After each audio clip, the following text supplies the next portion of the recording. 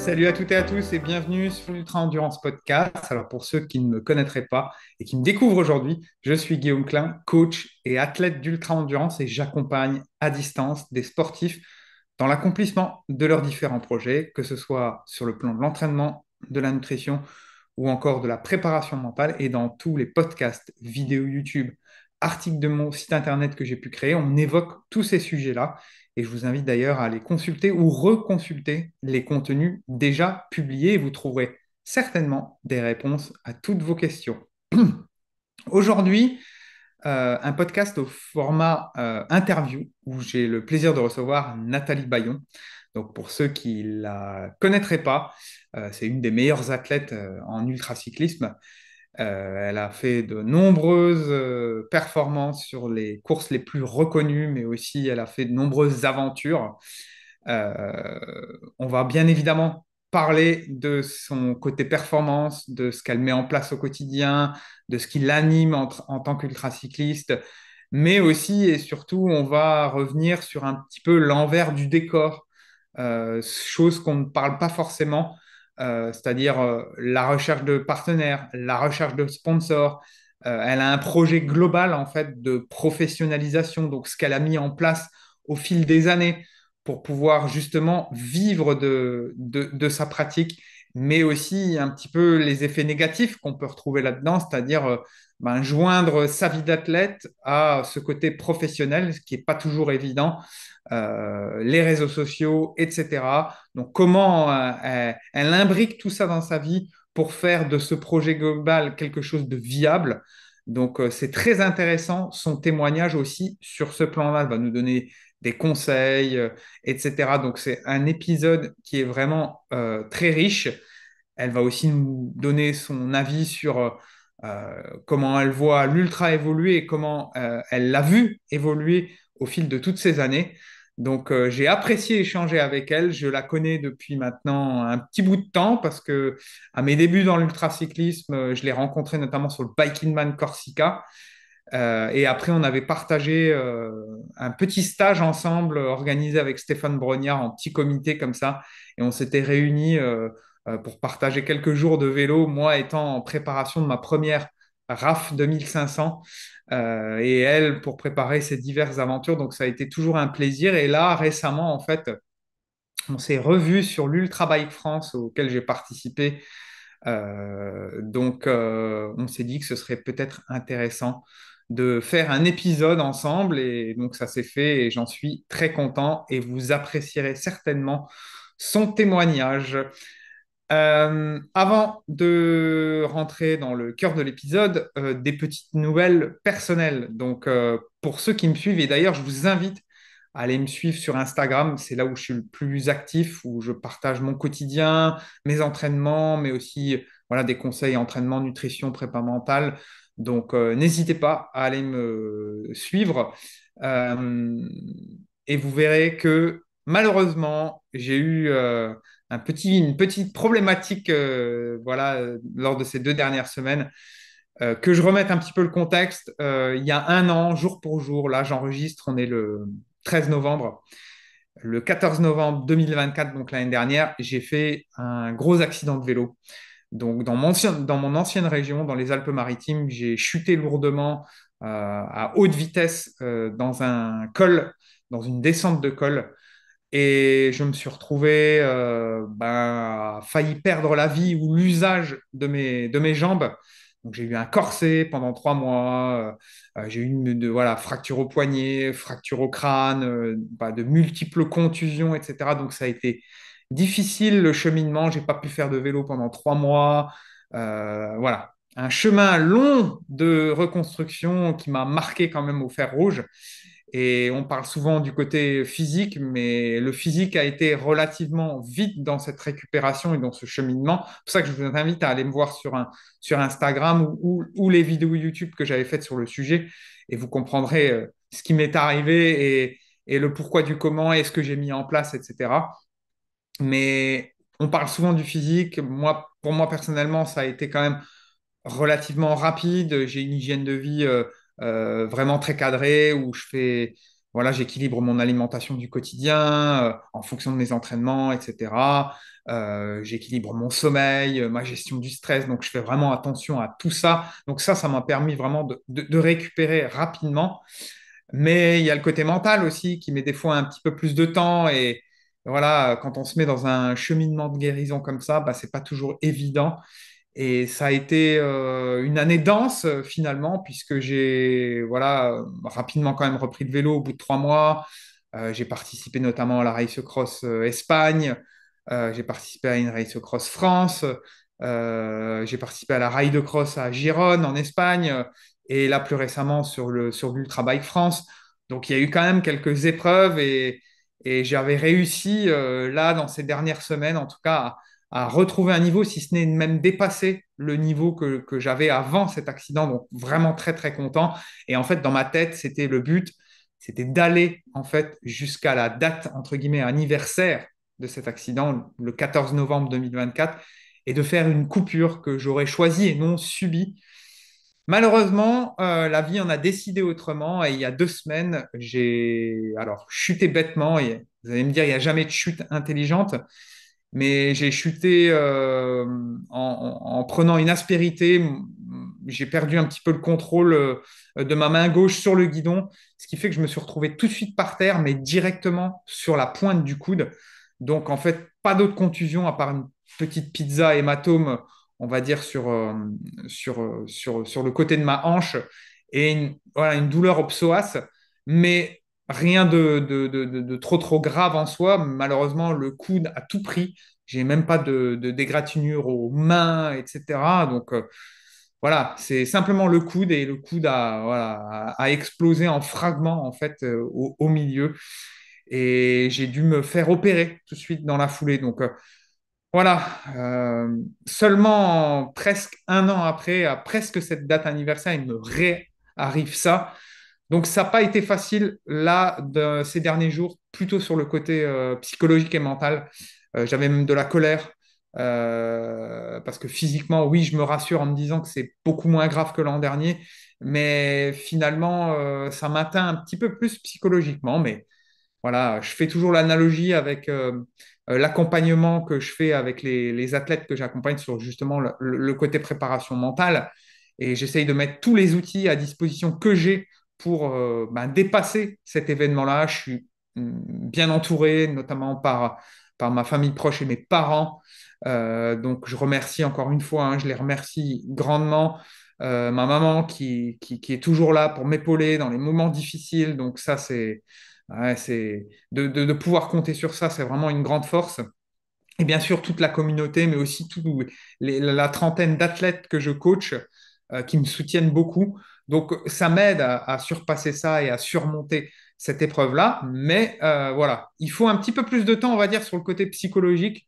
Donc, le temps fera l'affaire. Donc, je vous invite justement, si vous voulez connaître un petit peu mon histoire, à aller justement sur Instagram et me suivre et vous verrez tout le cheminement que j'ai fait durant cette année-là et malencontreusement dernièrement avec cette nouvelle fracture. Mais bon, il y en a que pour 5, 6 semaines et je retrouverai le chemin de l'entraînement avec le vélo, etc. J'ai déjà pu reprendre un petit peu l'home trainer, je reprends un petit peu le renfort, je me laisse aussi un petit peu souffler. Mais voilà, il va falloir l'accepter tout simplement. Donc merci hein, pour tous ceux qui me soutiennent à distance, là comme ça, sur les réseaux sociaux, ça fait toujours plaisir. Donc continuez à m'envoyer cette force-là. Je vais vous laisser avec l'épisode du jour avec Nathalie Bayon, cet épisode très intéressant.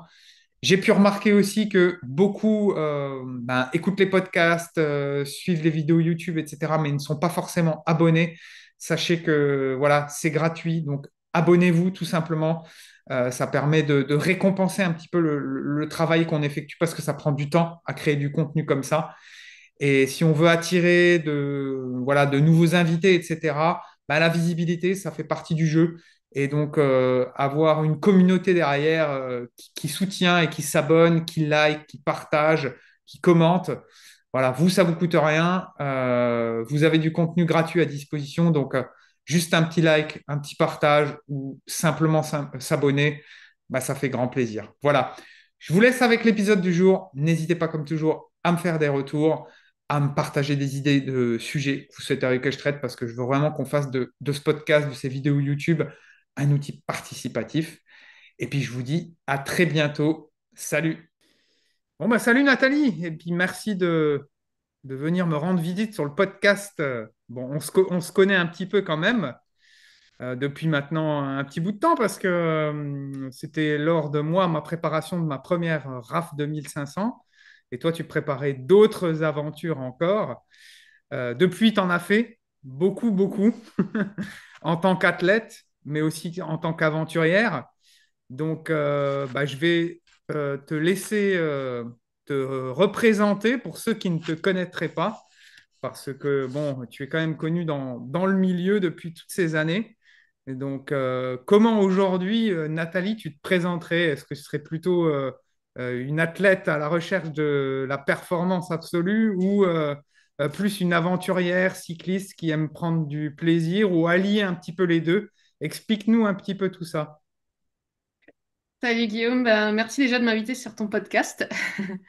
Et ouais, c'est vrai que je suis un peu, on va dire, multi-casquette dans le sens où j'aime bien tester des choses. Je pense que là où je suis plutôt connue, c'est dans les courses de longue distance.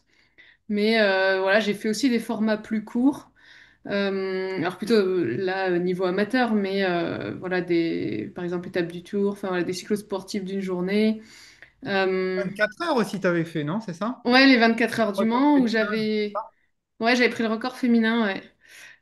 Donc en fait, moi j'aime bien vraiment me challenger sur différents formats.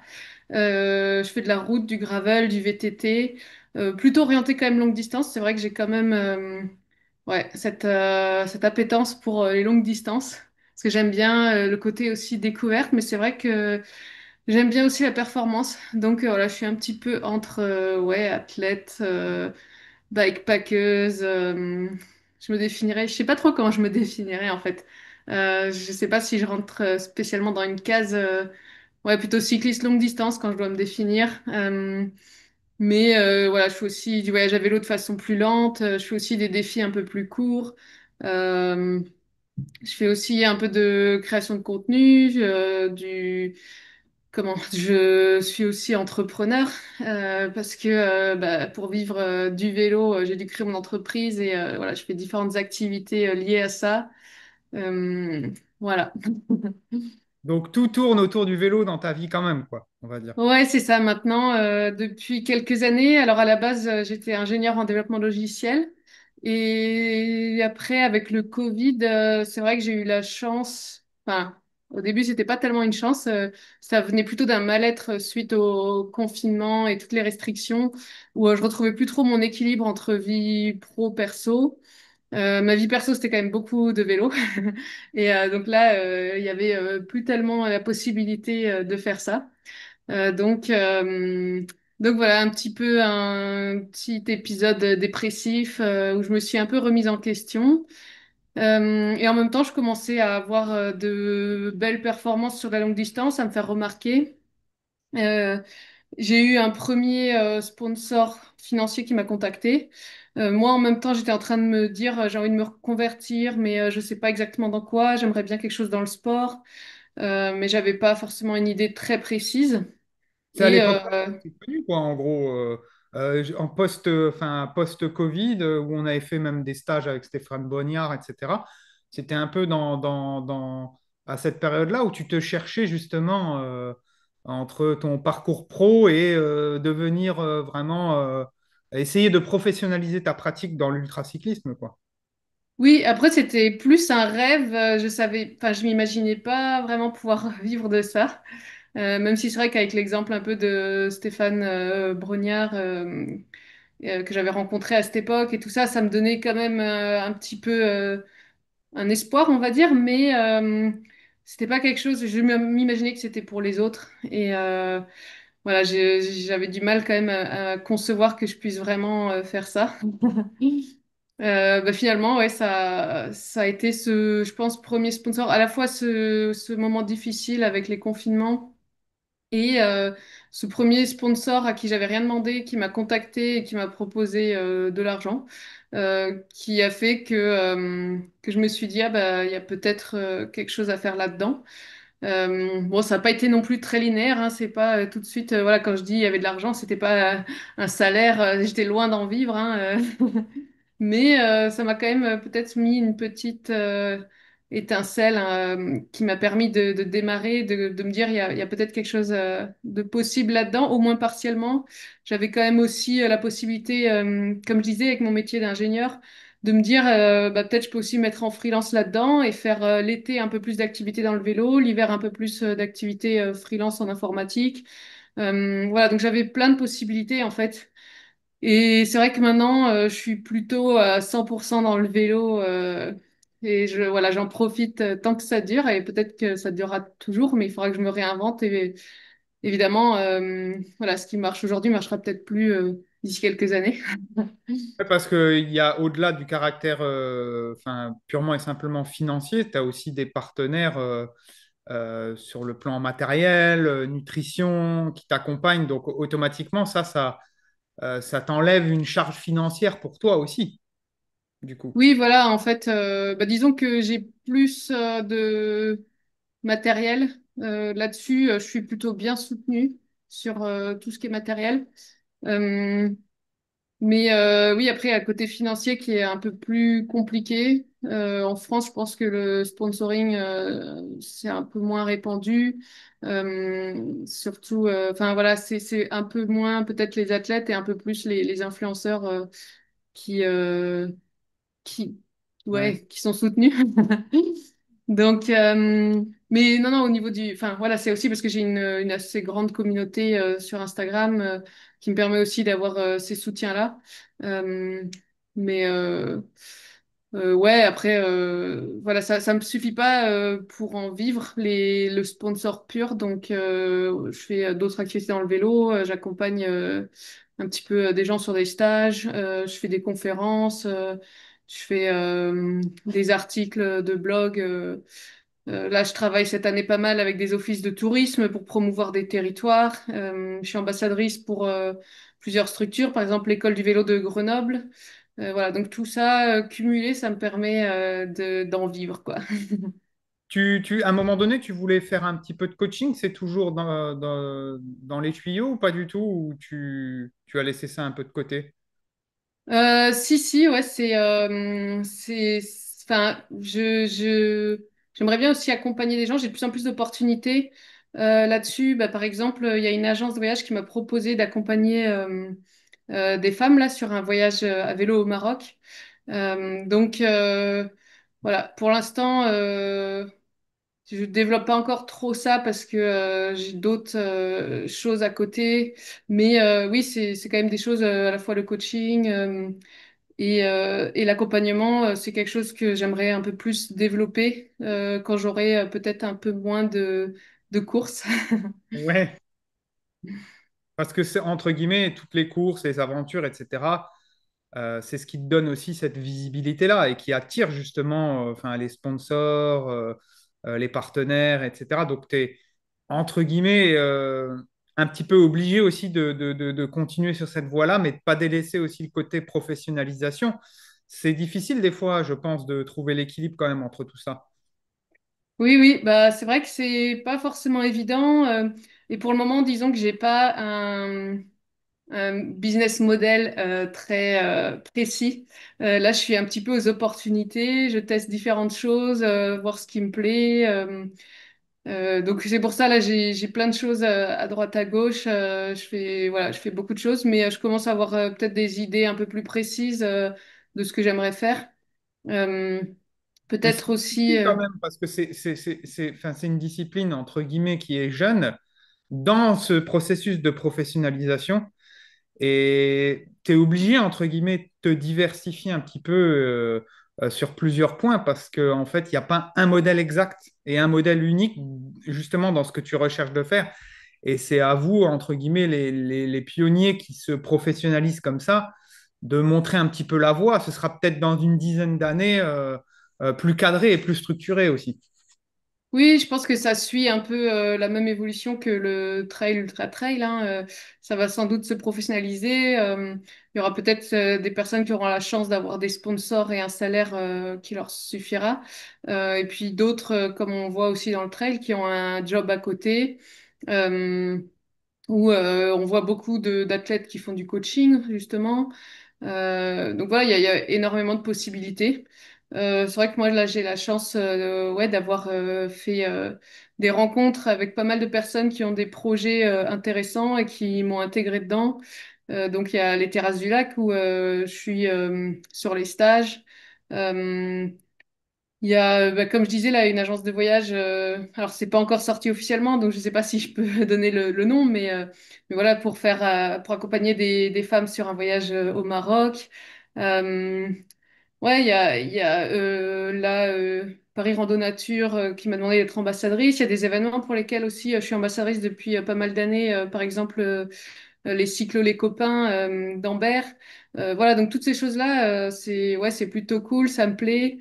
Et en fait, moi, j'aime bien aussi le fait de diversifier. Je pense que si je faisais, par exemple, que de l'accompagnement de voyage toute l'année, ben peut-être qu'au bout d'un moment, ça m'ennuierait. Donc là, de pouvoir faire à la fois des voyages un peu plus cool avec des gens, des aventures un peu plus solo et un peu plus engagées, des courses, tout ça, en fait, ça me plaît d'avoir vraiment toute cette diversité. Ouais, ouais. C'est pas forcément simple de garder quand même cette notion de l'essence même, pourquoi tu pratiques, le plaisir, etc. Quand tu es dans cette recherche de professionnalisation, notamment jouer un petit peu le jeu des, on appelle ça le jeu des réseaux sociaux, mais c'est un peu ça aussi. Est-ce que c'est pas difficile sur ce plan-là à trouver l'équilibre aussi? Ouais, si, bah c'est vrai que ça prend beaucoup de temps en fait les réseaux sociaux et ça empêche un petit peu des fois de s'entraîner comme on voudrait. Après, je me suis un peu habituée. C'est vrai qu'avant j'aimais pas du tout montrer ma tête et je pense qu'on commence à s'habituer un peu et puis on y prend un petit peu goût aussi. C'est vrai que j'ai pas mal de personnes voilà qui me disent que c'est super ce que je fais, que ça les inspire, qu'elles ont fait leur premier voyage à vélo grâce à moi, par exemple. Voilà, tout ça, c'est vrai que ça donne quand même aussi envie un petit peu de continuer. J'aime bien le partage, mais ouais, enfin, j'aimerais bien partir sur des choses un petit peu plus, des plus grands formats, par exemple des documentaires, des films qui vont au festival d'aventure et des choses comme ça. Mais pour l'instant, ouais, c'est un peu compliqué pour trouver les financements. Mais ça, c'est quelque chose ouais, que j'aimerais bien développer plus, partager plus que ouais, sur quelques. Surtout que maintenant, les réseaux sociaux, enfin, moi, je suis beaucoup sur Instagram. J'aimais bien le côté un petit peu photo. Maintenant, c'est en train de devenir de la vidéo comme toutes les plateformes et ça prend beaucoup plus de temps. C'est pas quelque chose où je suis le plus à l'aise. Voilà, donc c'est vrai que ça me plaît un peu moins. Mais, euh, mais j'essaye quand même toujours ouais, un petit peu de partager, bah, déjà parce que pour les partenaires, etc., c'est important. Et puis, moi, j'aime bien quand même aussi voilà, avoir une connexion avec ma communauté et échanger, partager un petit peu ce que je fais. Ouais. Mais aussi sur le plan de l'authenticité, tu vois, c'est difficile aussi sur ce plan-là, je pense. Entre le choix des partenaires, ceux qui viennent te voir, le côté financier, la carotte financière, etc. Et puis être en adéquation avec ce que le partenaire ou le sponsor va te proposer, le contenu que tu dois faire. Je pense que dans cette position-là, tu vois, des fois, on est tous obligés de passer par là. Moi, je suis coach, c'est pareil aussi. Tu es obligé de jouer avec les réseaux sociaux pour créer du contenu à un moment donné, mais peut-être que tu n'aurais pas forcément envie à ce moment-là. Donc, vis-à-vis des partenaires et des sponsors, j'imagine que ça doit être encore plus compliqué dans le choix et dans l'acceptation de ce qu'ils peuvent te demander aussi. Oui, après moi là-dessus, j'ai quand même pas mal de chance où j'ai quand même souvent des partenaires qui, en fait, j'ai assez peu été vers des partenaires. C'est beaucoup eux qui sont venus me voir et donc ils aimaient déjà, je pense, mon image et ce que je proposais. Et donc j'ai eu, enfin par exemple, j'ai toujours le choix de mes courses. Il y a peut-être une course que j'étais obligée de faire à cause d'un contrat, mais tout le reste. Après, c'est vrai que des fois il y a des partenaires qui sont sponsors d'une course. Ils me disent voilà, on a ces courses-là, on les sponsorise. Si ça t'intéresse. mais il n'y a jamais d'obligation. Donc, et je me dis, ah bah tiens, celle-ci, elle m'intéresse. Moi, c'est avantageux aussi parce que ça me permet de ne pas payer mon billet d'inscription. Eux, ils sont contents parce que c'est une course qui sponsorise, donc c'est plutôt gagnant-gagnant. Voilà, c'est souvent quand même des courses qui me font envie. Euh, donc non, et puis là-dessus, bah, c'est vrai que des fois, oui, j'ai été peut-être tentée par des partenaires où il y avait un budget plus intéressant. Et puis finalement, des fois, bah, tu regrettes, tu dis, ouais, mon partenaire d'avant, il donnait peut-être un peu moins d'argent, mais en fait, il était meilleur. Et donc voilà, c'est des erreurs que tu fais au début, bah oui, parce que tu as besoin de financement. C'est pas toujours évident. Et mais après, c'est quand même toujours. Je cherche quand même des partenaires dans lesquels j'ai confiance parce que de toute façon, dans les courses que je fais, je peux pas avoir du matériel tout pourri. Ouais, exactement. Euh, voilà, donc il faut quand même ouais, que ce soit du matériel dans lequel j'ai confiance. Euh, Maintenant, je cherche aussi un peu plus des partenaires qui me soutiennent. Bah, par exemple, là, sur la Tour Divide, j'ai fait assez peu de contenu parce que j'étais un peu déçue. J'ai pas trouvé de partenaire qui me soutenait. Je voulais faire une vidéo. Et il y en avait qui étaient intéressés, puis finalement, j'ai eu zéro budget, donc j'ai pas fait de vidéo et j'ai fait très peu aussi de contenu sur Instagram parce que je me suis dit, ouais, j'étais un peu dégoûtée en vrai, qu'il n'y ait pas de soutien. Et du coup, ben voilà, moi, je prends du temps aussi de faire ça. Ça te prend un peu de charge mentale pendant ta course. Donc ben là, j'ai préféré me focus que sur ma course et à faire ça un peu plus égoïstement. Euh, Même si j'ai quand même partagé un petit peu parce que je sais que ma communauté suit et que ça les intéresse. Donc ouais, c'est pas toujours évident parce que d'un côté ben il faut vivre, donc c'est vrai que l'aspect financier est pris en compte aussi.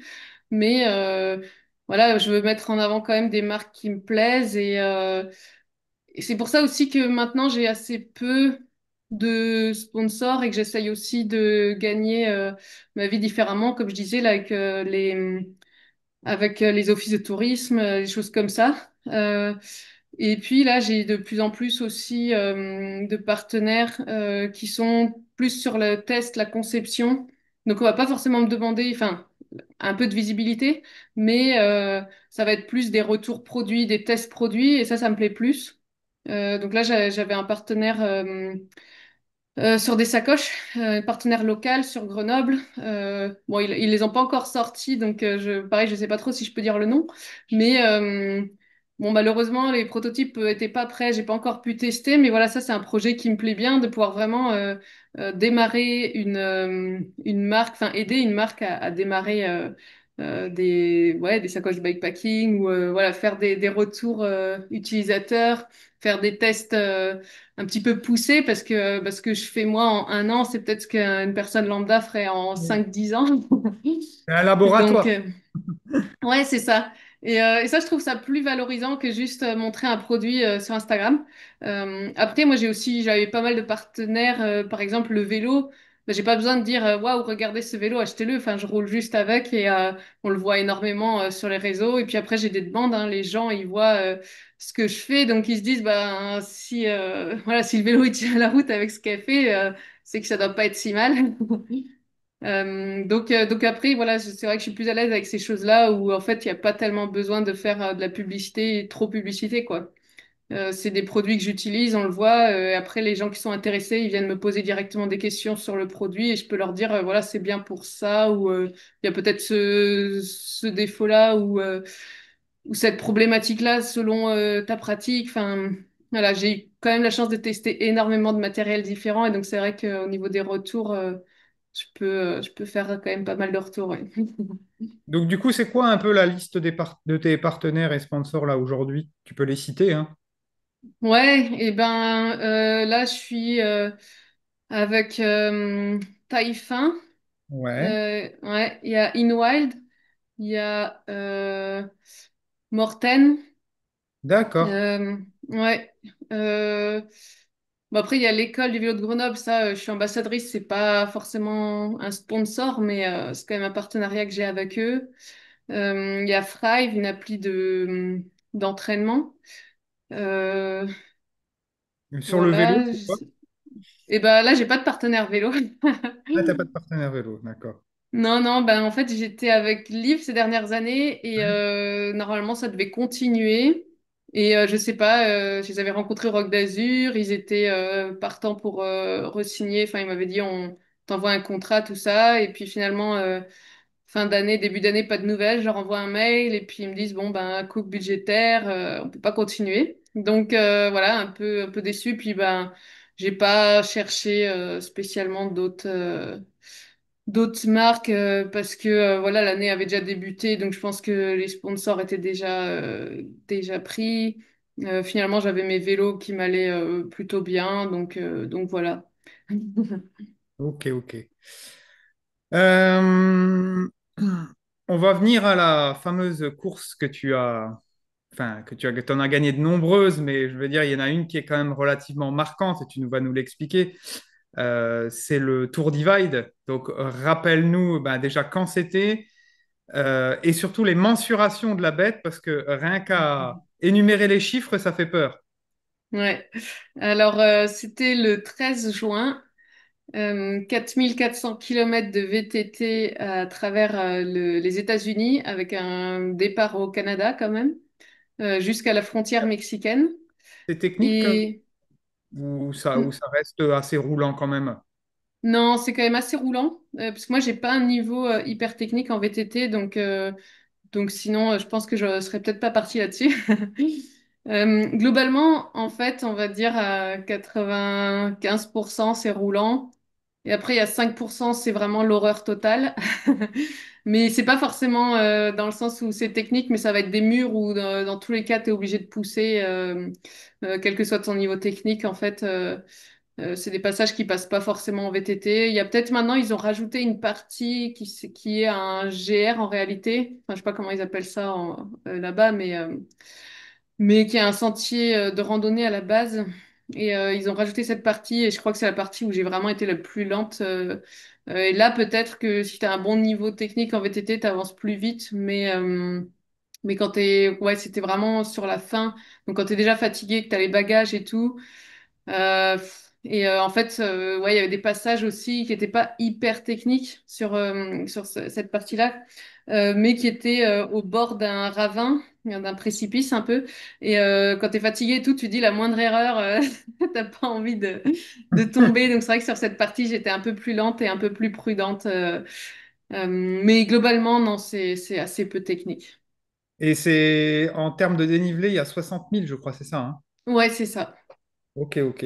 Donc oui, ça traverse les Rocheuses. Ouais, ça C'est doit être ouais, pas mal dans magnifique. la montagne et un peu plus plat sur la fin quand on arrive au Nouveau-Mexique. Ok, ok. Pourquoi le choix de cette tour d'Ivaille? Parce que c'est quand même un mythe. Est-ce que c'est pour le mythe ou est-ce que c'est vraiment une trace qui te faisait rêver? Est-ce que c'est aussi pour avoir encore cette, un peu plus de visibilité en tant qu'aventurière et ultra-cycliste? Non, j'ai jamais trop choisi mes courses pour ça, sinon j'aurais sans doute fait la transcontinentale. Mais surtout cette année où il y avait une énorme concurrence féminine. Non, moi c'est toujours soit des pays ou des traces qui me font rêver, des pays qui me font, ouais, que j'ai envie de découvrir. Euh, Là, il y avait le côté mythique. C'est un petit peu considéré comme la course originelle de bikepacking. Donc, enfin, je sais plus si je l'ai dit dans ce podcast, mais, voilà, j'ai peut-être aussi envie de faire un peu moins de courses et un peu plus d'aventure pure à l'avenir. Et du coup, enfin, ouais, me diriger de plus en plus vers ça. Et du coup, je me dis, bah, c'est une course qu'il faut ouais, que j'ai faite avant d'arrêter les courses, quoi.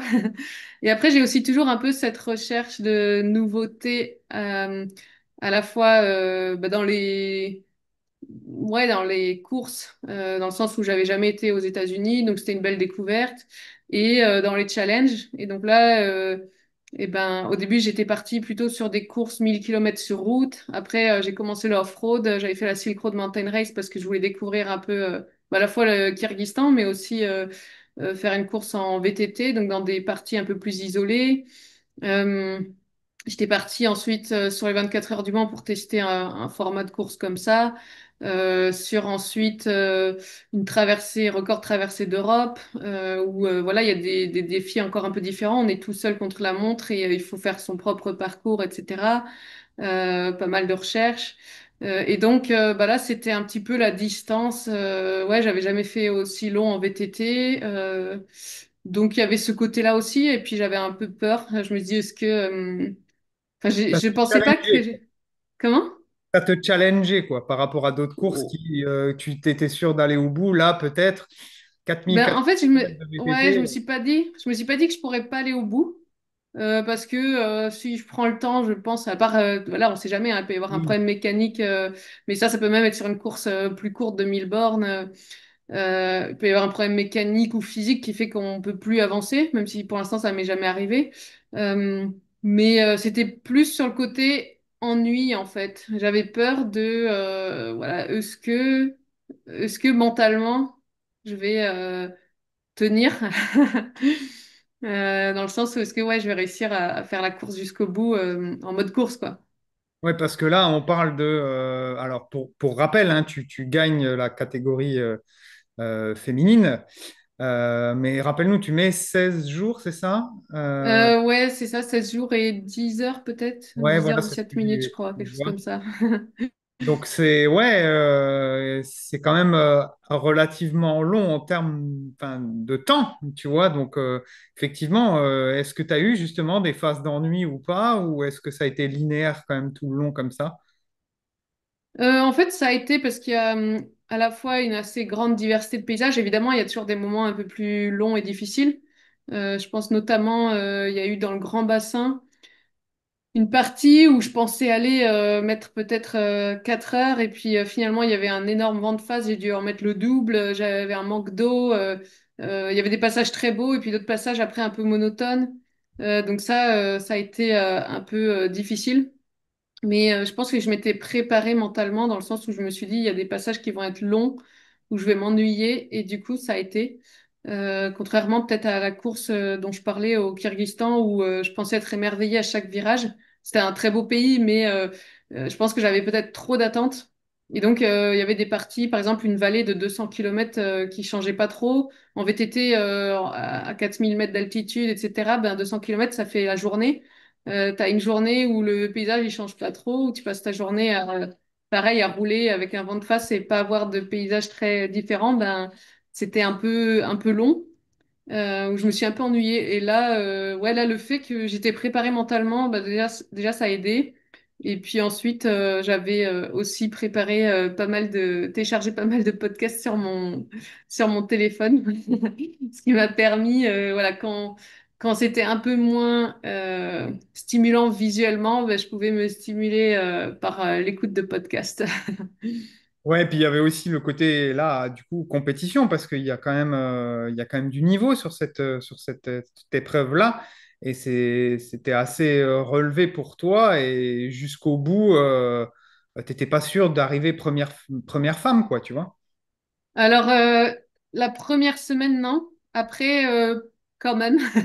En fait, ouais, il y avait. Alors, avant la course, ouais, j'avais un peu la pression dans le sens où bah, j'avais eu une année 2023 un petit peu plus difficile parce que j'avais des problèmes respiratoires et qui partaient pas trop. Enfin, voilà, je toussais beaucoup. J'arrivais pas à savoir vraiment d'où ça venait. J'avais été voir différents médecins. Mais il n'y a pas eu clairement de... Enfin, il y avait eu une pneumopathie, j'avais des anticorps, mais voilà, j'avais quand même ce que c'était un Covid long qui n'avait pas été détecté avant ou qu'en sais-je. Mais voilà, j'avais quand même ouais, cette gêne au niveau de la respiration sur des efforts. Et donc, pour le moral, c'était pas génial quand tu peux pas te donner à fond, déjà à l'entraînement, mais aussi sur tes courses. Et... et donc j'avais un petit peu déjà cette pression. C'est pour ça que j'ai annoncé très peu de temps avant la course que j'allais y participer. Parce que bah, déjà je voulais pas mettre la pression et je voulais pouvoir ne pas y participer si finalement j'avais pas envie de faire la course. Euh, et, euh, et effectivement, il y avait plusieurs femmes qui avaient déjà gagné la course. Il y avait Alexandra qui l'avait fait, je crois, en 18 jours en fixie, qui avait gagné en fixie. Là, elle venait avec un vélo avec des vitesses, donc potentiellement concurrente forte. Il y avait Anna qui l'avait gagné l'année d'avant.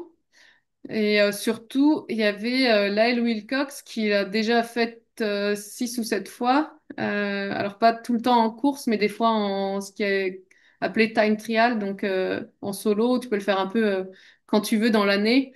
Euh, et, euh, et voilà, et donc c'était en plus toutes des Américaines, donc ils connaissent déjà le pays, potentiellement qui passent la frontière entre le Canada et les États-Unis plus rapidement, qui connaissent mieux ouais, tout ce qui est nourriture. Enfin voilà, tu rentres dans un supermarché, bah, tu es plus efficace si tu sais déjà ce que tu achètes, où se trouve quoi, etc. Donc il y avait un peu toutes ces choses-là où je me suis dit, ben ouais, potentiellement, elles ont déjà fait la course, elles connaissent. Euh, et, euh, et puis la Louis Cox, elle est quand même reconnue, hein, elle a gagné énormément de courses. Donc il y avait tout ça, mais je m'étais pas mis trop de pression. Moi, je m'étais juste mis un objectif un petit peu de jours. Je m'étais dit, si je mets moins de 18 jours, je suis contente. Et puis voilà. On verra bien. Et, euh, et en fait, très rapidement, je me suis rendu compte que j'étais au même niveau que la elle. On dormait toujours plus ou moins à 500 mètres d'écart. Euh, et donc, ouais, au bout de 2, 3 jours, je me suis rendu compte bah, qu'on était plus ou moins proches.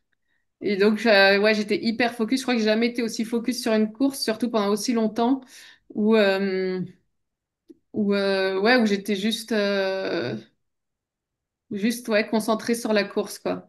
Et il y a eu 9e jour, je crois, 8 ou 9e jour, elle a abandonné. Et donc là, ben pour moi, mentalement, ça a été un peu difficile parce que justement, j'avais plus trop de concurrence dans le sens où la deuxième femme, du coup, était à plus d'une journée d'écart à ce moment-là.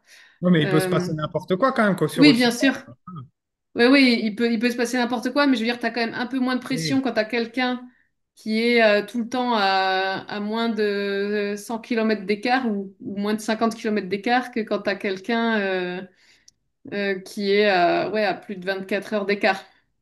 Tu dis, même s'il se passe quelque chose, bah d'ailleurs, il s'est passé quelque chose, tu, ouais, tu peux encore rattraper le coup. Enfin, faut vraiment, voilà, t'es jamais à l'abri sur des ultras, mais il y avait moins de pression qu'avec la L où jusqu'au moment où elle abandonne, ben oui, j'étais pas sûre de gagner, quoi. Mais c'était donc avant la course, c'était pas du tout un objectif, la victoire, quoi, en fait. Non, non, vraiment, comme je disais, je voulais pas me mettre de pression. Et finalement, je pense que j'y arrive mieux souvent. Tu vois, mes débuts, peut-être j'y arrivais mieux aussi quand j'avais pas cette pression, ces attentes des gens que je vais gagner. Euh, du coup, non, j'avais. Après, c'est vrai que je pense que j'avais quand même toujours cet espoir peut-être d'être performante et de faire quelque chose, mais vraiment, je voulais pas me mettre la pression et j'avais pas vraiment cet objectif-là avant et moi-même, j'étais pas sûre de ce que j'ai le niveau pour faire la compétition contre la L. Euh, Parce que si je l'avais croisée une fois sur une course. Ou ben, sauf que moi j'étais sous-équipée dans le sens où j'avais un gravel sur une course de VTT. Toute la première partie qui était assez roulante, j'étais devant. Ensuite j'ai fait quelques erreurs, je suis tombée malade, etc. Et ensuite la deuxième partie était plus VTT. Et puis là, bah, elle m'a mis pas mal de temps, je crois. Euh, mais donc voilà, donc je savais pas trop maintenant. Qu'est-ce que je vais aller? Et puis sur aussi long, elle a beaucoup plus d'expérience, etc., quoi. Euh, donc voilà, donc ouais, il n'y avait pas forcément d'attente de gagner, mais une fois que, ouais, au bout de 2, 3 jours de course, il y avait quand même pas l'attente dans le sens où si j'avais été deuxième, j'aurais pas été déçue. Mais je me suis dit, j'ai la possibilité de lui faire concurrence et en tout cas d'essayer de la pousser dans ses retranchements, quoi. Et c'est pour toi, là, tu parlais de focus, etc., que tu n'as jamais été aussi focus. Pour toi, ça a été la course la plus difficile que tu as fait sur le plan, alors que ce soit sur le plan mental, mais aussi physique, ou tu as déjà connu des moments plus difficiles sur d'autres courses, peut-être plus courtes. Il n'y a pas besoin que ce soit long pour que ce soit difficile, hein, des fois.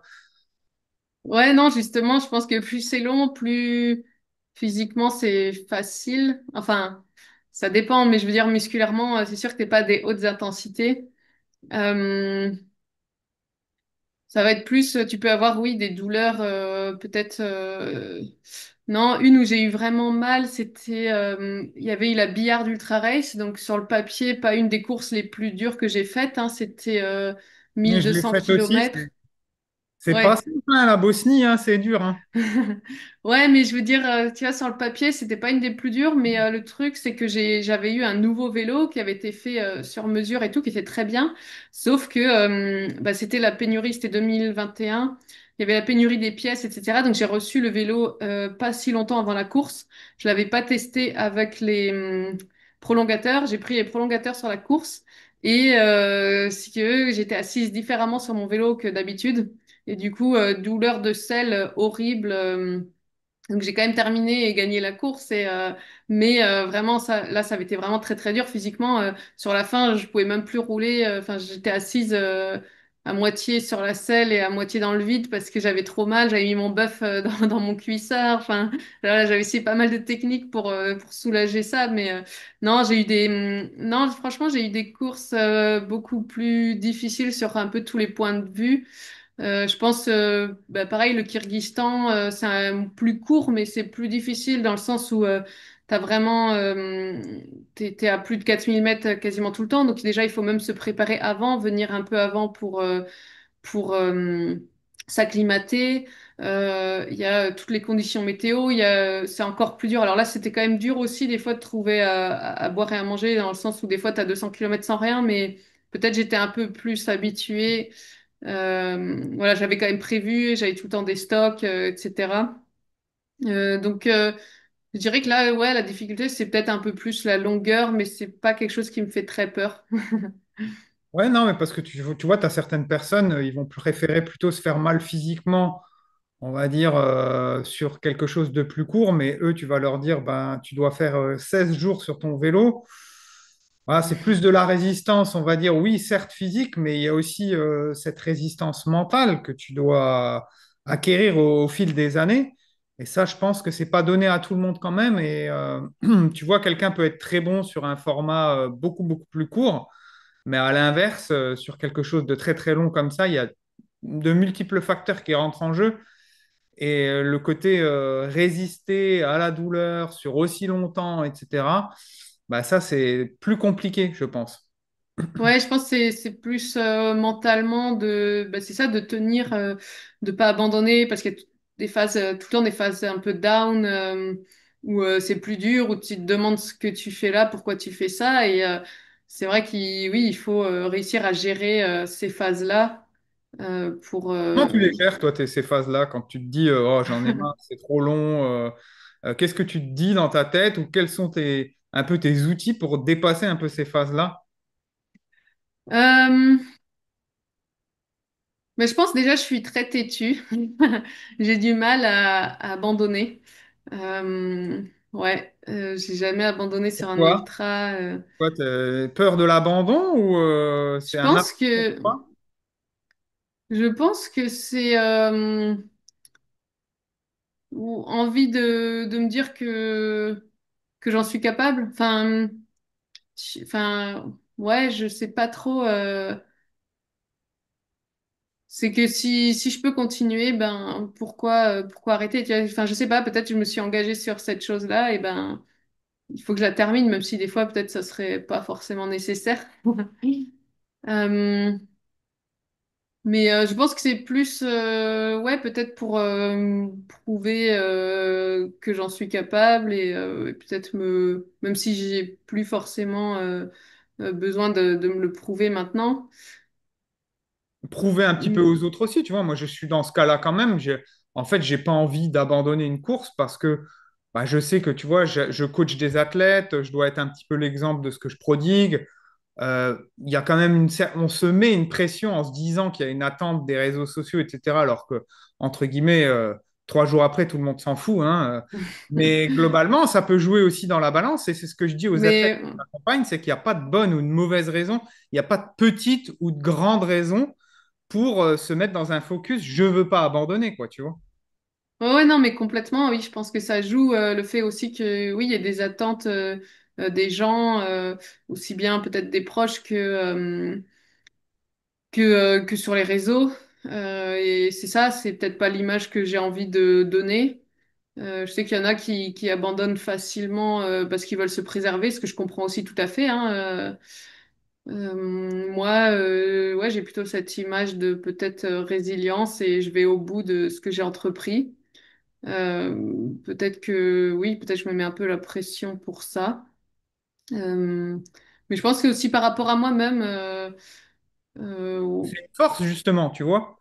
Tu vois, on parle de ça, c'est pas forcément négatif. Alors oui, sur le moment, ça te met peut-être une pression, mais en fait, c'est une de tes forces qui te permet d'aller aussi au bout de ces aventures-là, quoi, tu vois.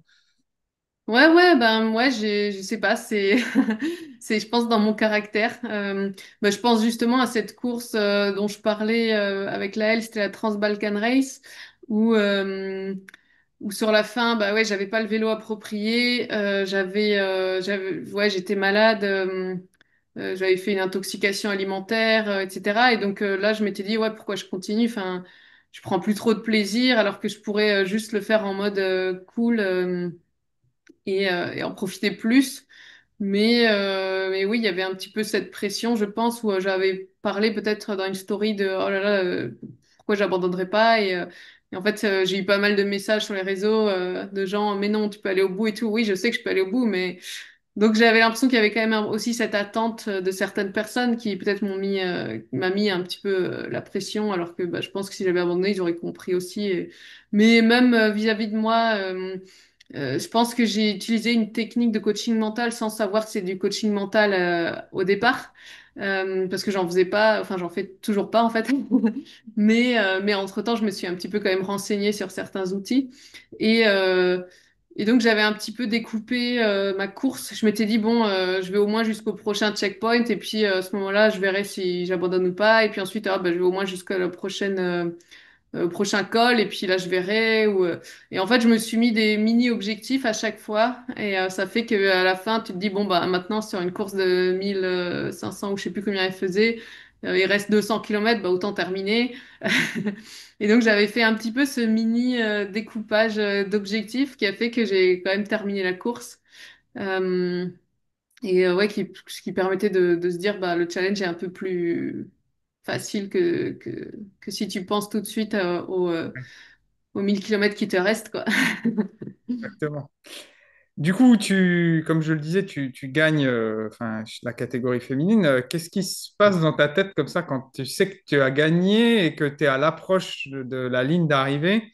Et bon, quand tu passes la ligne d'arrivée, c'est pas comme sur un marathon où il y a 100 000 personnes, hein, il n'y a pas grand monde.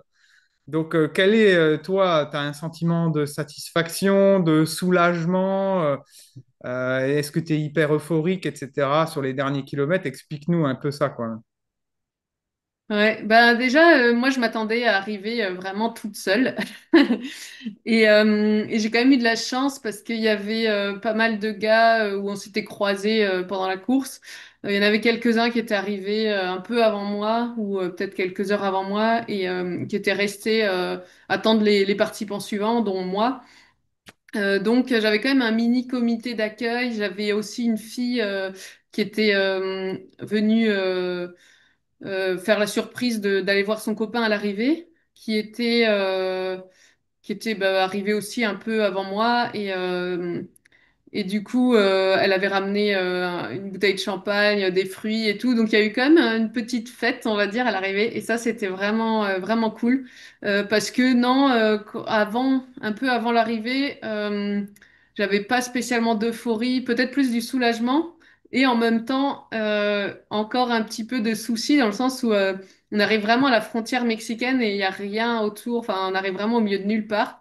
Je commençais à être en pénurie d'eau. Enfin, j'étais déjà en pénurie d'eau depuis un moment, mais voilà, j'allais pas faire un détour alors qu'il me restait moins de 100 bornes.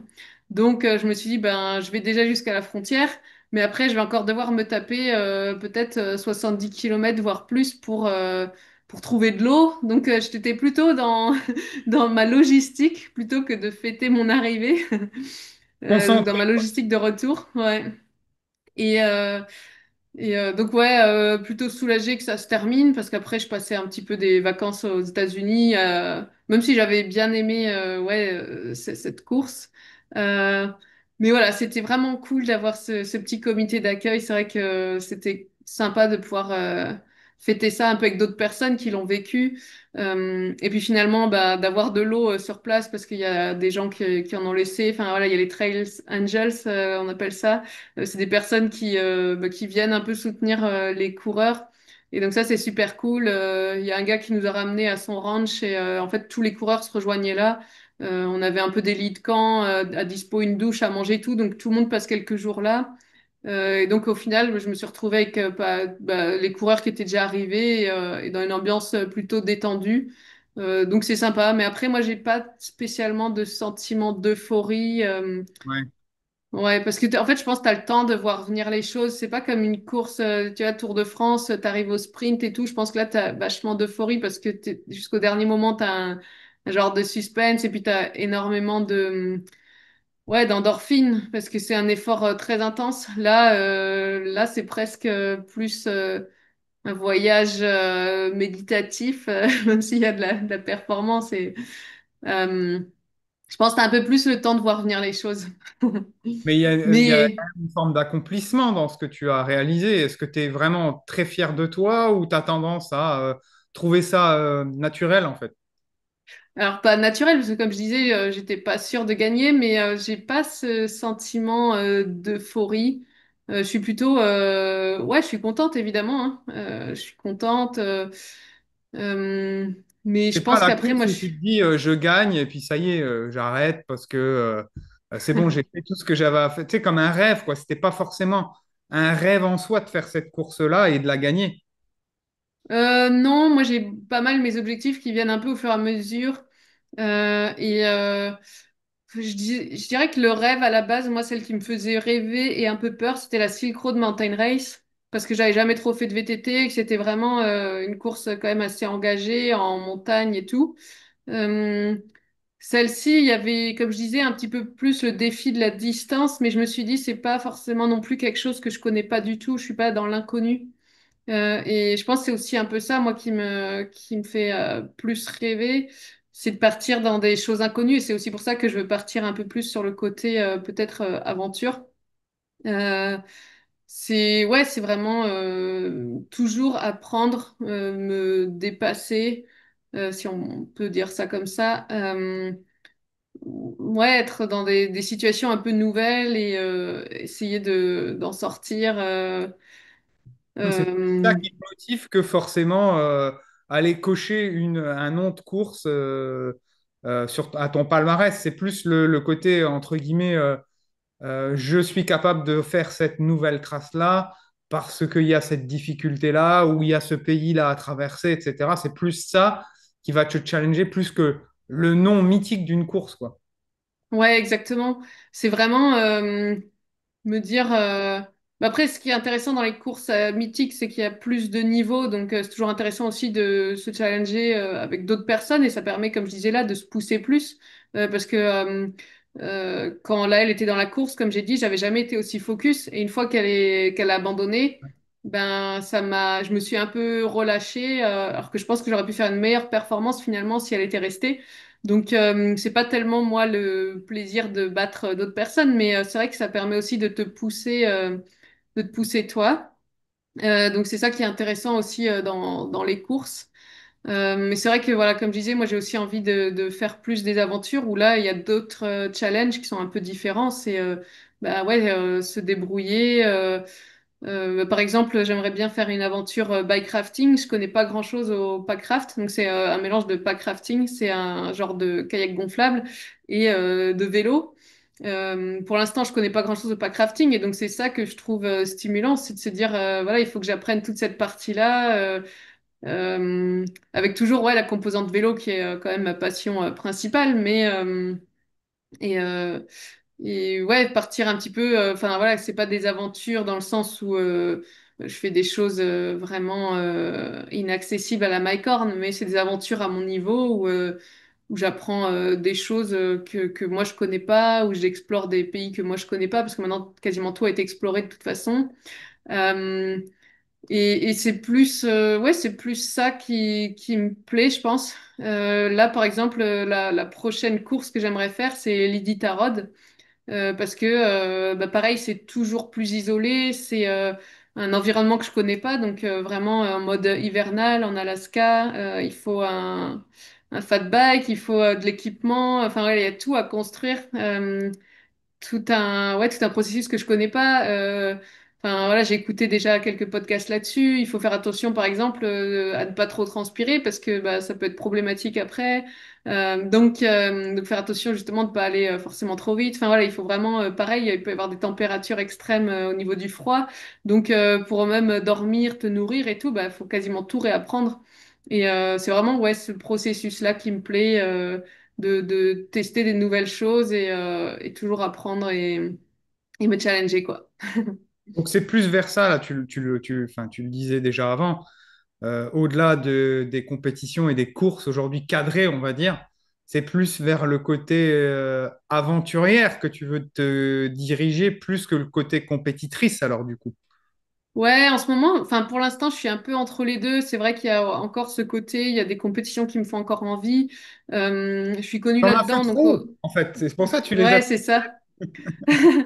Non, mais non, il y en a encore plein qui me font envie.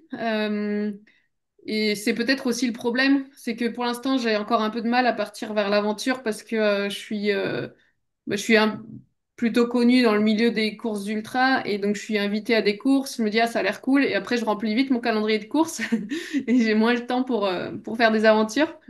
Mais sur le long terme, oui, à un moment, j'aimerais bien, une fois que j'aurai fait un peu toutes les courses que j'avais envie et que j'ai peut-être aussi un peu plus de financement stable, ben, essayer de partir plus là-dedans. Ouais.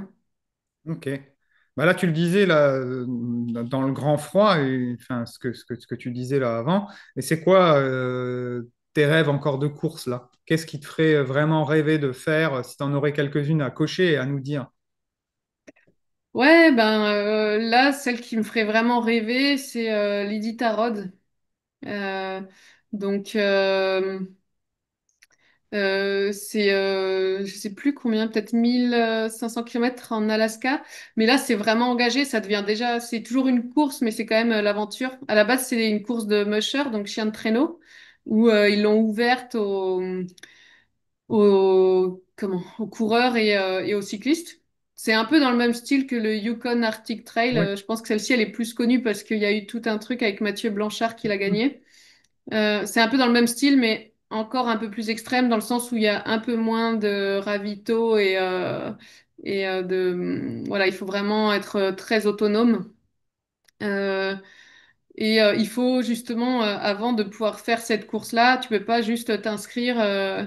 Voilà, déjà la Silk Road Mountain Race, par exemple, il fallait prouver qu'on avait une certaine expérience en montagne et tout, mais elle est encore assez accessible.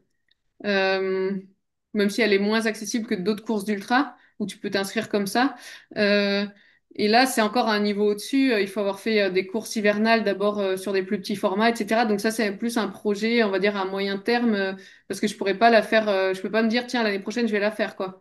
Il faut d'abord faire ouais, des aventures hivernales ou des courses hivernales, etc., avant de pouvoir s'inscrire sur celle-ci, ce qui est d'ailleurs très bien, hein, parce que je pense que ça peut être Oui. très dangereux de partir comme ça sans expérience. Enfin, il y a eu des histoires, c'est peut-être sur la Yukon Arctic Trail que je crois qu'il y a un coureur qui avait pourtant de l'expérience, mais qui a eu un moment de non-lucidité et qui a enlevé ses gants et ses chaussures et qui a dû être amputé de tous ses membres. Enfin voilà, donc c'est des trucs à pas prendre à la légère, quoi.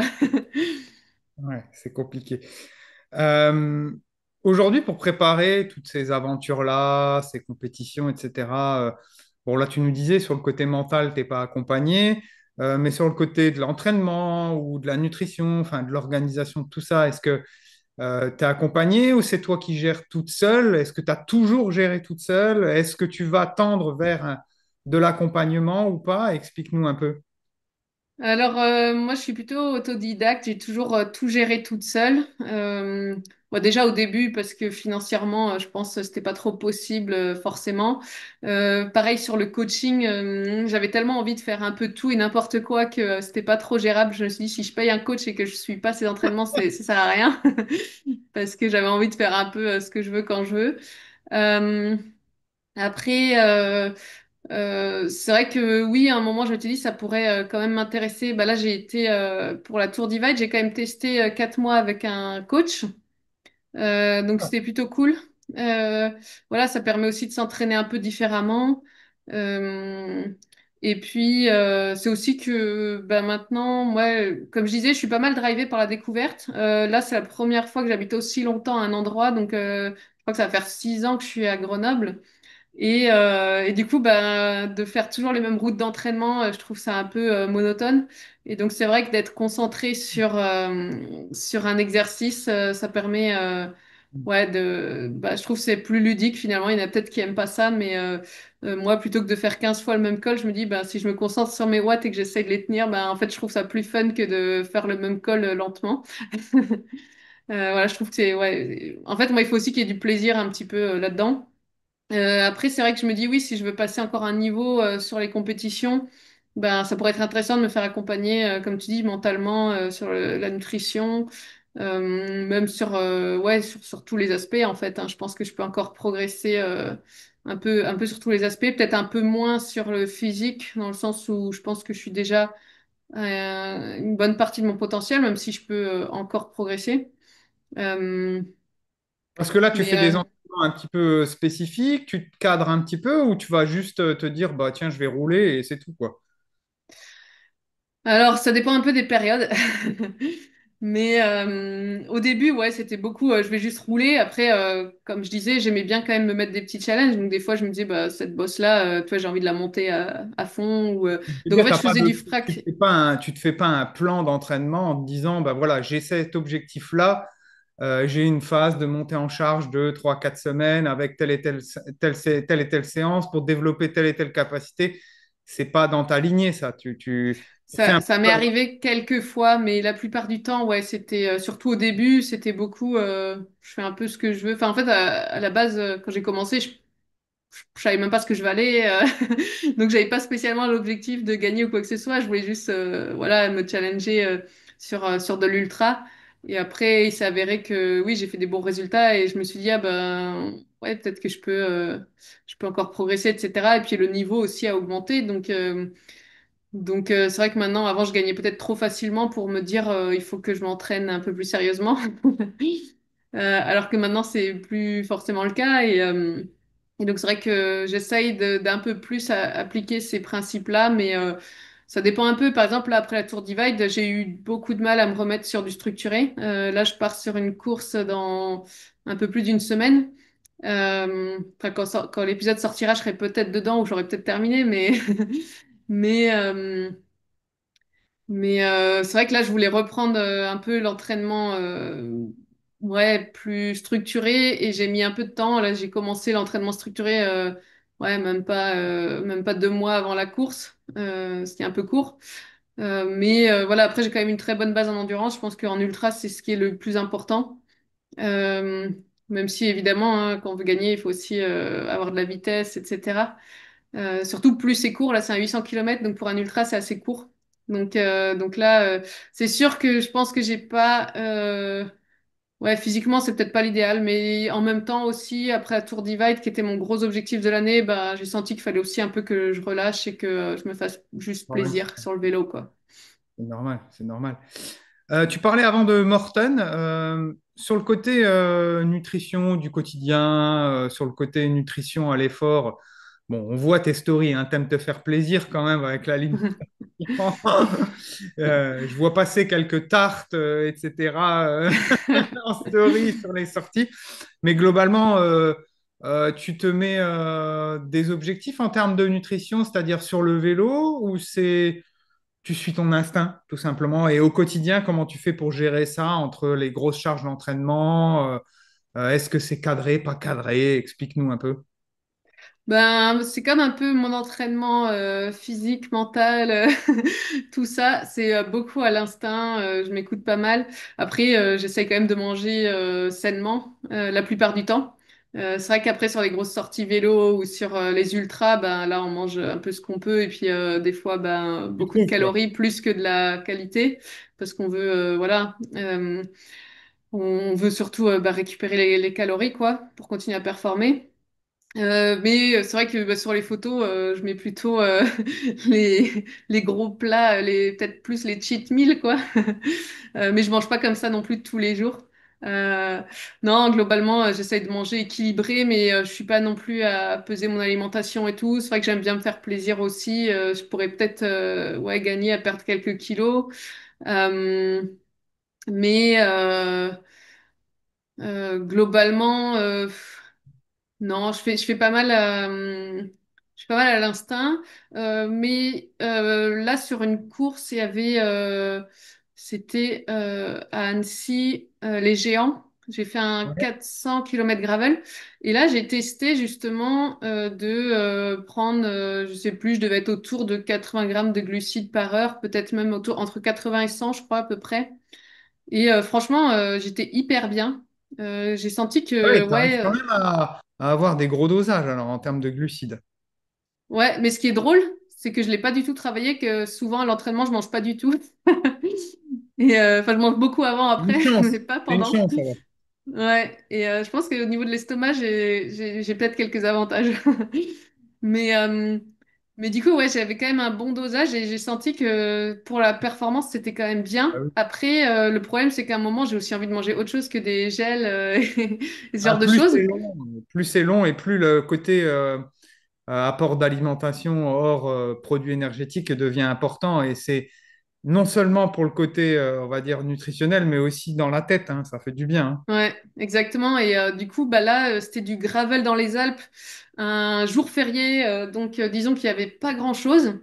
J'avais repéré une supérette, mais j'arrivais un peu trop tard, j'arrivais à la fermeture.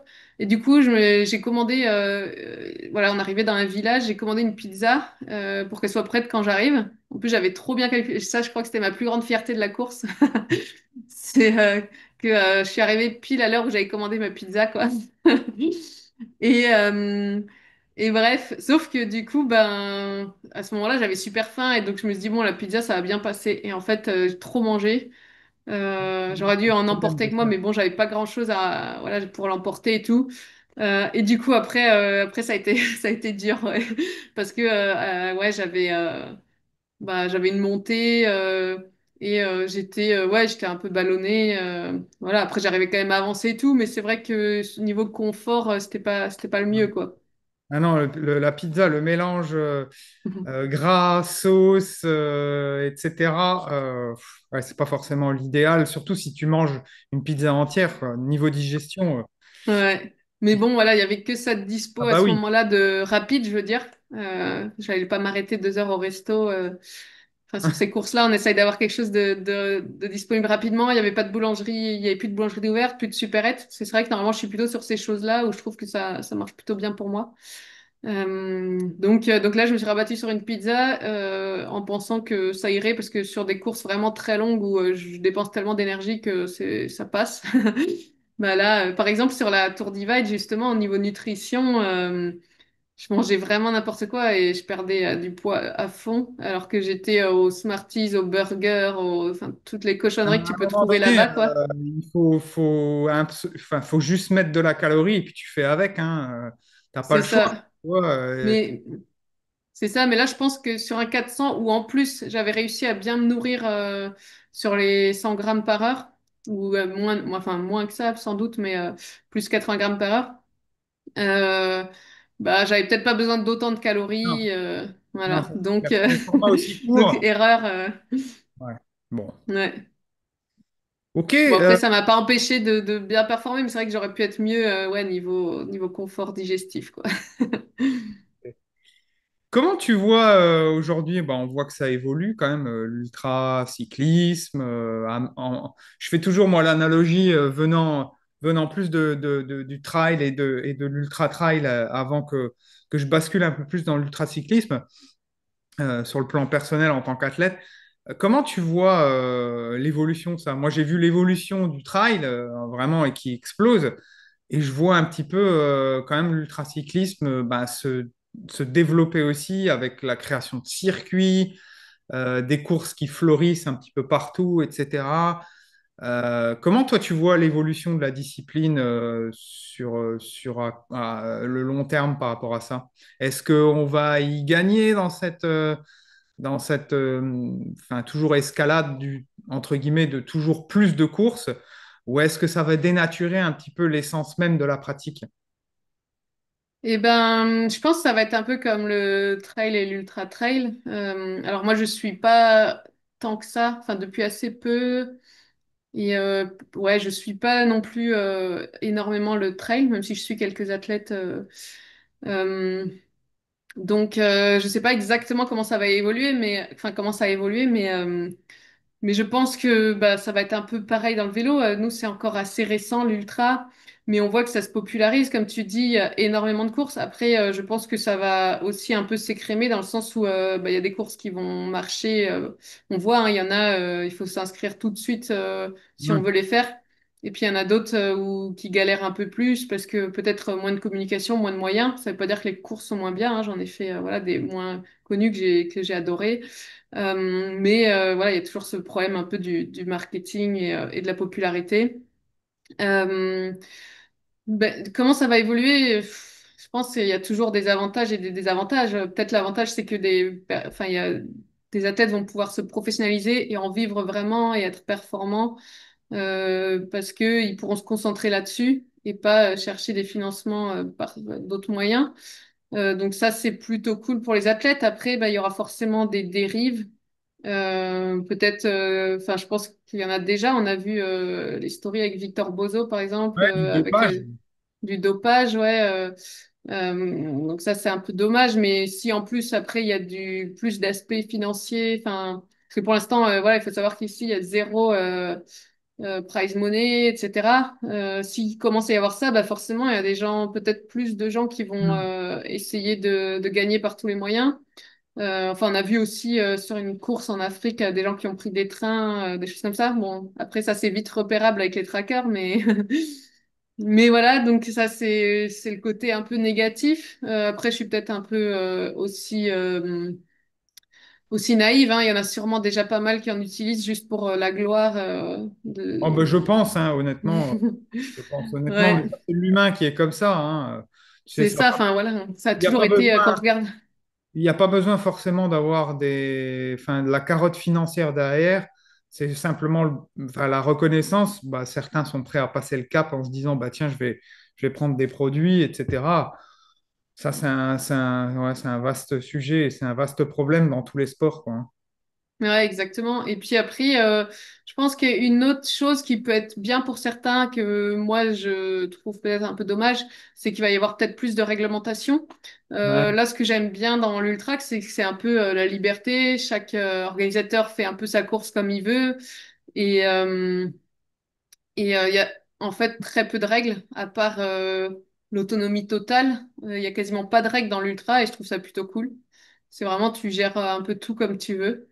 Ouais, mais je Euh, pense que, comme tu dis, plus on va avancer dans le temps, et on le voit déjà, par exemple, sur des race cross series que Arnaud Manzani organise. Tu vois, il y a cette notion de, ben, on t'oblige à faire un arrêt pour les phases de sommeil, de pause. Tu vois, pour le côté sécurité, plus il va y avoir de participants, plus on va être obligé de cadrer un petit peu, demander du matériel obligatoire, etc. C'est ce que j'ai vu en trail, hein, et en ultra trail. Il y a des courses qui restent encore assez sommaires là-dessus. Mais globalement, tu te rends compte que voilà, si je prends les exemples des séries by UTMB, en trail, bah, on te demande vraiment, vraiment beaucoup, beaucoup de matériel. Les protocoles sont assez lourds par rapport à ça. Maintenant, Ouais, bah là sur les ultra vélos, maintenant il y a souvent du matériel obligatoire, mais ça reste des choses quasiment que, que- enfin, oui, qui me Oh, semblent de toute façon indispensables, genre des lumières. ouais. Euh, voilà, il y a peut-être juste ouais, la couverture de survie que je prendrais pas, mais je veux dire, ça prend pas beaucoup de place et finalement, c'est bien de l'avoir. Mais c'est vrai que c'est pas quelque chose auquel moi j'aurais pensé. Mais en cas de problème, ben, je pense que c'est quand même bien de l'avoir et voilà, c'est pas très lourd.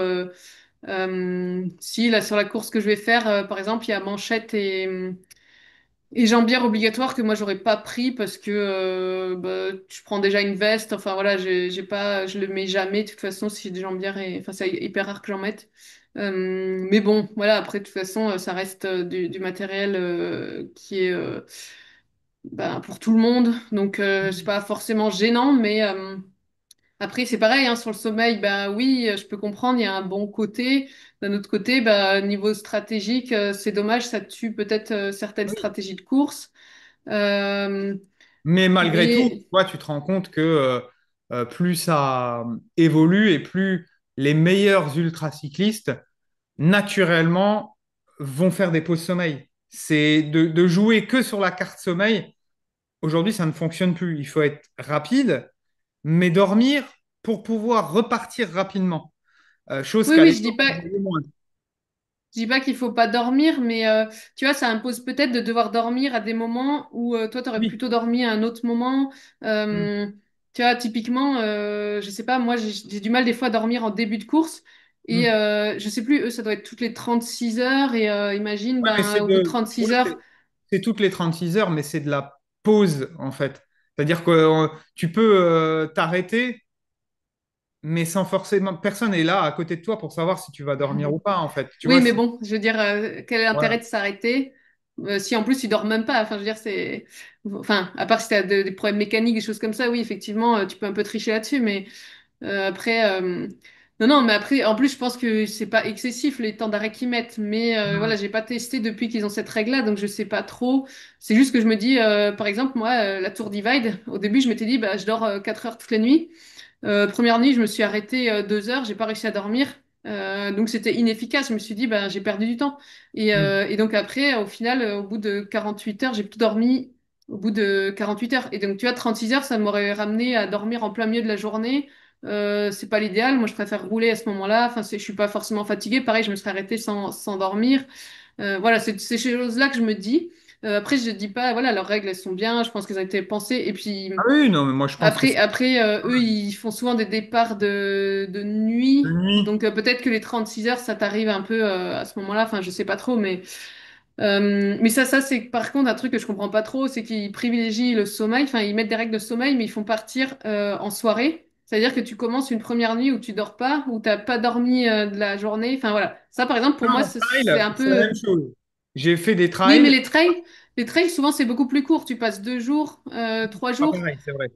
C'est vrai. Quand tu pars sur Là, 2500 bornes et qu'on te fait déjà sauter la première nuit, c'est vrai que moi, je trouve ça aussi un peu dommage, mais bon. hmm.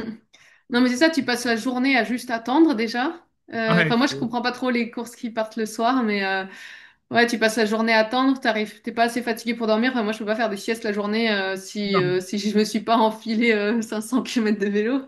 Et, euh, et du coup, ouais, je comprends pas trop ce principe-là. Mais surtout venant de courses qui mettent en place des stratégies enfin, des règles de sommeil. Mais bon, après, je pense qu'il a ses raisons au niveau de l'organisation pour que tout le monde arrive plus ou Oui. moins au même moment, etc. Voilà. C'est se sécuriser, etc. Donc, et puis après, je te dis, il y en a pour tous les goûts quand même. C'est-à-dire, si tu veux Ouais. pas avoir ces règles-là, ben, tu vas dans une course. C'est ce que je dis à tout le monde. Les critiques, c'est bien beau, mais si tu n'as pas envie d'y aller, bah, tu vas pas tout simplement et tu choisis une course où il y aura moins de règles, tu vois. Et en trail, c'est pareil. Il y a les UTMB et puis il reste des courses où bah, il y a peut-être moins de règles, tu vois. Oui, oui, après, je critique pas, hein, je pense que c'est plutôt bien qu'il essaye aussi. Ah oui, oui, tout à fait. Voilà, je dis juste, oui, moi, c'est quelque chose que j'aime pas, les départs en soirée, mais après, comme je disais, ce qui est cool, justement, dans l'ultra pour l'instant, c'est il y en a pour tous les goûts, chaque organisateur peut faire ses propres, un peu, règles, etc. Donc, et puis, voilà, ce qu'il fait, c'est super, hein, enfin, Ah bah, je crois que c'est un des premiers à avoir apporté l'ultra vélo en mais quand tu France. vois, moi, ça m'impressionne, c'est ce que je dis à chaque fois, c'est que quand tu vois quand il a débuté, ils étaient très peu au départ et que là, c'est un circuit complet avec des milliers de personnes. Enfin, je veux dire, c'est honorable, franchement, ce qu'il a mis en Ah oui, place. oui, non, mais ça, voilà, c'est pour ça que je dis, je veux pas critiquer. Enfin, ça reste super. Enfin, d'ailleurs, j'ai participé à une des premières éditions de la Race Across France. Voilà, il fait et puis justement, ouais, on était 20 et maintenant, ouais, voilà, il en fait un peu partout. Il fait un peu tous les formats. Non, vraiment, c'est très bien ce qu'il fait. Hein, c'est pas, c'est pas du tout pour Non, non, mais pas critiquer. du tout. Bah, on a fait un bon petit tour d'un petit peu tout ton parcours, etc., sur quoi je voulais revenir. Juste, bah, là, tu nous as parlé tout à l'heure que tu partais prochainement sur une course. Bah, explique-nous un petit peu ce que c'est, parce que c'est un format, j'ai regardé du coup, ah, ça a l'air génial. Donc, explique-nous un petit peu qu'est-ce que ça va être et quels sont tes objectifs là-dessus. Du coup, là, c'est Crossand, c'est 800 km de gravel au Chili. Euh, Ça va être. Tu vas faire quelle météo? Alors, j'ai pas trop regardé, j'espère qu'il va faire beau. On monte pas si haut que ça pour le Chili. Je crois que le plus haut, c'est 2600, ouais, 2600 mètres. Euh, c'est pas hyper non plus montagneux par rapport à ce que j'ai l'habitude. Enfin, ça, il y a quand même du dénivelé, mais peut-être un ratio un peu moins important que certaines courses que j'ai faites. Voilà, mais ça va être quand même challengeant. Surtout, non, ce qui va être intéressant sur cette course-là, je crois, c'est qu'il y a 60 femmes au départ. Donc, Ah, je crois que ouais, la seule course que j'ai faite où il y avait autant de participation féminine, c'était la Badlands. Et il y avait un très bon niveau, enfin un très haut niveau. Donc là, je pense que voilà, il faut s'attendre aussi à un très haut niveau. Euh, ouais, donc ça va être plutôt cool. Je pense que ouais, ils avaient à cœur d'avoir pas mal de femmes sur l'événement. Euh, et puis voilà, hein, ça va être normalement un parcours pas trop donc c'est quoi? technique. C'est gravel, c'est ça? Ouais, gravel, gravel. Mm. Ah, Avec peut-être des passages qui secouent un peu, mais voilà, ça va pas être technique ou quoi. C'est peut-être un peu moins à mon avantage, on verra. Mais là, pareil, bah, mes objectifs, c'est toujours de faire du mieux que je peux, hein. Après, si ça me permet de gagner, bah, tant mieux. Mais là, je j'ai pas trop regardé la concurrence. Voilà. Puis c'est plus un objectif secondaire. Disons que cette année, mon gros objectif, c'était la Tour Divide. ouais. Là, c'est un peu plus pour le fun, même si évidemment, hein, je vais essayer d'aller vite et de voir ce que ça donne. Mais si je gagne pas, ce sera pas la fin du monde. Bon, bah, en tout cas, on va suivre ça et c'est tout ce qu'on te souhaite, hein, de faire le meilleur des résultats possibles, mais toujours en adéquation avec ce que toi, tu es venu chercher, hein. Toujours, je comprends qu'il y a que cette notion de recherche de liberté, au-delà du côté performance, d'avoir ce plaisir aussi dans la découverte, etc. Donc, on te souhaite tout ça et on va suivre prochainement aussi toutes tes futures aventures parce que si tu te lances plus sur le côté aventurière, on a hâte de découvrir ce que tu vas nous faire. Voilà. Ouais, bah j'espère, hein, j'espère que d'ici quelques années, je pourrai me considérer comme aventurière. Ah, bah, c'est bien, c'est bien. C'est lancé en tout cas. Je sais pas, tu avais quelque chose à rajouter, un sujet que tu voulais évoquer ou autre, dis-nous tout ça. Non, là, pas spécialement. Peut-être s'il y a des partenaires pour un fat bike qui écoutent. Je suis à la recherche, ouais, peut-être d'un partenariat fat bike justement pour l'Iditarod sur un projet assez long. Donc d'abord des courses plutôt en Europe, genre Norvège ou quoi. J'ai vu qu'il y avait des choses là-bas pour se qualifier. Et puis voilà, ça pourrait être cool. Bon. Et dernière petite question, c'est est-ce que si quelqu'un voudrait débuter dans l'ultracyclisme et qui a du mal à se lancer, que ce soit un homme ou une femme, hein, tout simplement, qu'est-ce que tu lui dirais, toi, Nathalie? Et ben, je lui dirais déjà de partir sur du bikepacking. Moi, je trouve que c'est ce qui m'a peut-être le plus appris. Et pourquoi pas en solo? Voilà, par exemple, si t'as jamais dormi dehors. Enfin, moi, j'avais déjà dormi un peu dehors, mais pas tellement en France ou en Europe, et pas à vélo. J'avais déjà fait des treks dans les pays étrangers en montagne où tu dors dehors, mais t'es un peu tout seul.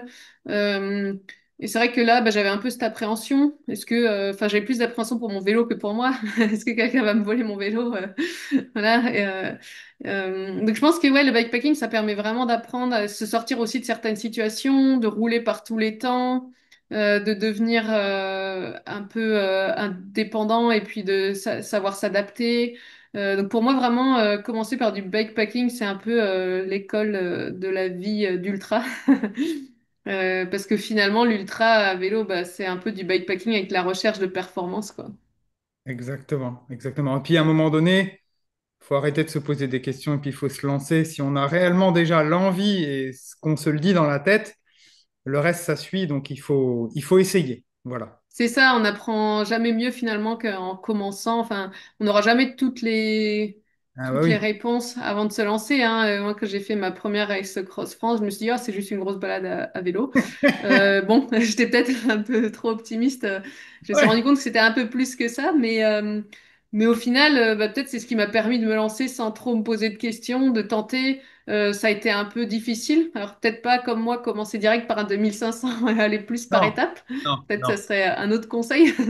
Mais, euh, mais en tout cas, ouais, déjà commencer à se lancer et augmenter petit à petit les distances et pas trop se poser de questions. En fait, on apprend un peu sur le tas, hein.